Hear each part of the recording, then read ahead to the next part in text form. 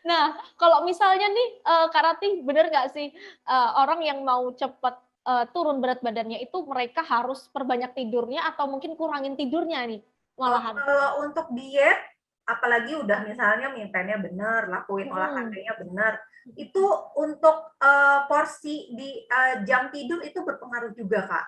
Karena kalau misalnya kurang tidur, itu udah besoknya tuh, eee, kita malah jadi gampang, nafsu makan tuh malah meningkat.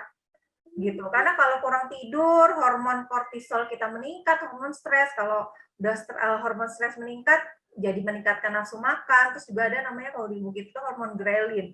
Hormon grelin itu hormon, rasa lapar ya, memberikan sinyal ke otak. Jadi kalau misalnya kurang tidur itu malah, meningkat, Kak.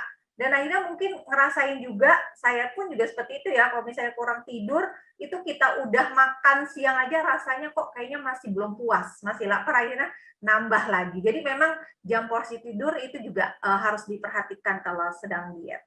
Oke, jadi itu juga, biasanya, orang yang nggak diet pun jam tidurnya juga memang harus normal ya, Kak, ya? Betul, harus Sekitar, normal. 7 sampai 8 jam Ya, gitu. betul. Nah, apalagi orang yang mau diet nih, berarti, untuk tidur sendiri memang harus benar-benar konsisten juga ya, tidur Ya, jam segini, atau kalau misalnya nih tidur jam 8, bangun juga harus jam berapa gitu-gitu nggak sih, Kak? Atau yang penting 8 asal jam aja deh gitu? iya, cukup aja sih, Kak, minimal Cukup 6 aja sampai ya? 7 jam, iya.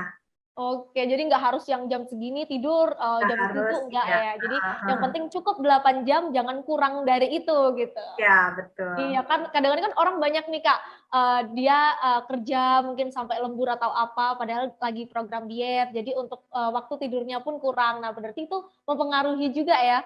Lumayan Iya, sangat mempengaruhi mempengaruhi, ya? tapi tinggal Iya. bisa disiasati dengan ya tetap kita atur pola makannya, Mhm mhm heeh, mhm. besoknya. Nah, ini kalau misalnya nih Kak, ternyata teman-teman ini di luar sana, mereka udah melakukan banyak cara, mereka udah melakukan pola diet yang sehat, berapa bulan lah ya melakukan itu secara rutin, tapi tetap masih gagal nih. Nah, kira-kira penyebabnya itu karena apa sih penyebab besarnya gitu? Penyebab besarnya balik lagi ya kalau di diet adalah, di defisit kalori harian. Kalau misalnya memang, nggak turun berat badannya itu bisa banyak faktor ya. Yang pertama mungkin kalori yang masuknya sama seperti kemarin. Jadi nggak ada, pangkas kalori. Terus, Mmm, ada juga mungkin bisa jadi di, timbang. Kadang mhm kita timbangnya berbeda. Misalnya, kemarin, pas kita timbang awal di pas bangun tidur, pas timbang di, besoknya gitu ya, pas di hari timbang, kita itunya sore atau malam. Itu pasti akan malah nambah berat badannya.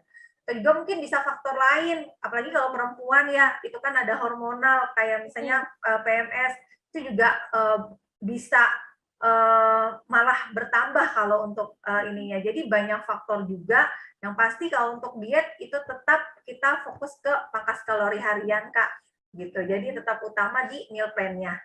Oke, jadi di plan-nya ya untuk kalorinya seberapa Ya, itu tuh berarti betul, peran penting banget ya, Kak, untuk, penting. Iya, dietnya ini berhasil atau gagal nih nantinya iya, gitu. betul.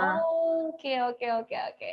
Terima kasih sudah nonton, jangan lupa like, subscribe, dan share ya.